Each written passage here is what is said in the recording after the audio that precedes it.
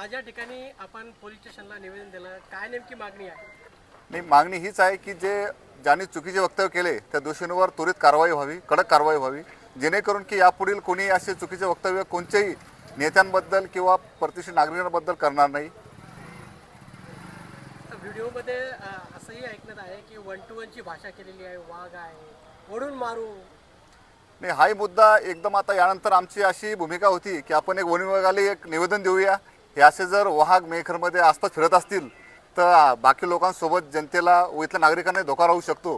तर अशा वाघांना त्वरित पकडून जंगलात नेऊन सोडण्याचे काम वन विभाग करावे, हे तुमच्या वतीने त्यांना मी विनंती करतो. भाऊ, अशा प्रकारे वक्तव्य करणं, एक नागरिकाने लोकप्रतिनिधीला मारण्याची धमकी देणे किंवा ओढून मारू, असं खरंच नागरिक सुरक्षित आहेत का या मतदारसंघात? नाही, ही जी भूमिका आहे ही आता यापूर्वीचं जे राजकारण चालत आलेलं आहे त्या संबंधित त्या उद्देशाने ते बोलून गेले असतील.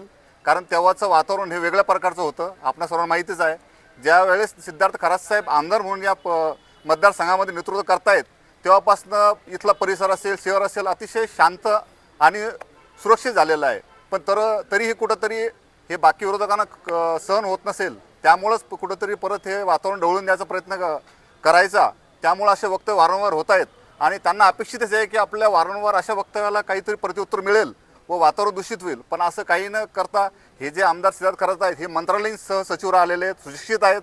ते जे काही करतील हे कायद्यानंच करतील. आम्ही जे कार्यकर्ते आहोत यांनाही साहेबांचं एकच आहे, कायदा हातात घेऊ नका. कायदा खूप मोठा आहे, कायदा सर्वांसाठी सारखा आहे. तर जो कायदा मोडेल त्याला कायदा शिक्षा करेल व कायद्यावर आमचा सर्वांचा विश्वास आहे.